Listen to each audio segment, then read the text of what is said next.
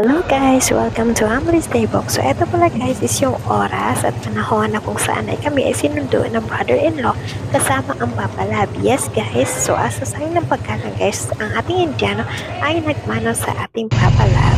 Sa part na ito is tuwang-tuwa pa siya dahil nakasakay na kami ng tricycle. And then, nang marating na namin ang exit gate is siya ay nagsumbong na sa akin. Maitin na siya sa akin guys na nauuntog daw po siya sa aming tricycle.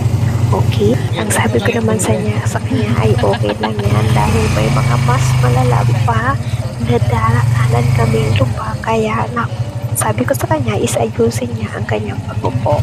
First time kasi niya ito guys na sumakay ng tricycle kaya naninibago pa siya kung paano niya i-adjust ang kanyang mahabang legs.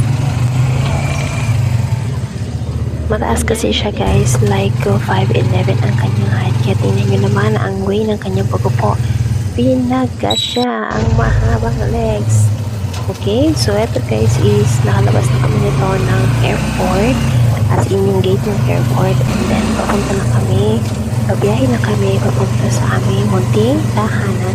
So by the way guys, na-enjoy nyo pa yung view dyan kasi greenery, marami mga palayan. And then mga puno ang aming daanan. Dito sa part na to guys is nagsabi siya na napakaganda at kalmado ng village area na ito. Napakatahimik daw at wala masyadong kabahan. Nag-iisip na siya ngayon ng way papunta ng market kung saan daw ay mamamalengke siya ng kanyang mga kailangan para sa aming mga lulutuin na Indian food.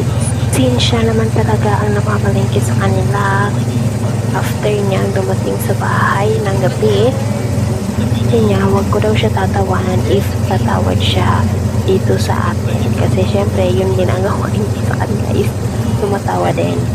Okay? Kasi, wala naman natin yung value ng money is hindi na siya basta-basta napupulot. Diba?